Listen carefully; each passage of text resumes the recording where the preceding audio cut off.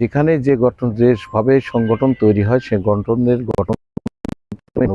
কথাটা আগেই পরিলক্ষিত হয়, কিন্তু আসলে আমরা সেটা কতখানি বাস্তবায়ন করি।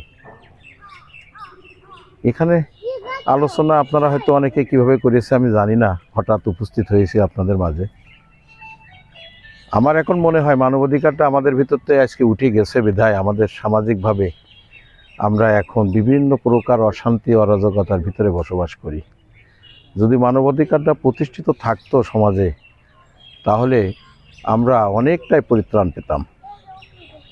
তা আজকে আমার ভালো লাগার বিষয় হলো যে যারাই আজকে এখানে সংগঠিত হয়েছেন, সদস্য যেভাবেই হয়েছেন না কেন, এই বিষয়ের উপরে কিছু জানার জন্য চেষ্টা করবেন।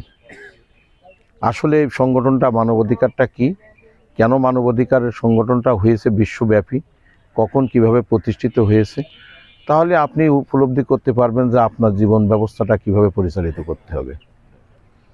জীবন ব্যবস্থা পরিচালনা করতে যদি আমরা আগে না শিখি, তাহলে আমাদের সমাজের অস্থিরতা বোধটাকে আমরা কখনোই পর্যন্ত নির্মূল করতে পারবো না। সহজ কথা হচ্ছে, সবার হাতে অ্যান্ড্রয়েড ফোন আছে।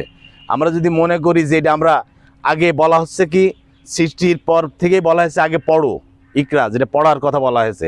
আসলে আমরা মানবাধিকার করি কেউ কিছুই পড়িও না। হ্যাঁ, ইচ্ছা করলেই কিন্তু শেখা যায়, জানা যায়।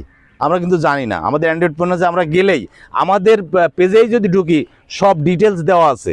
আসলে আমরা কেউ জানি না, পড়ুন।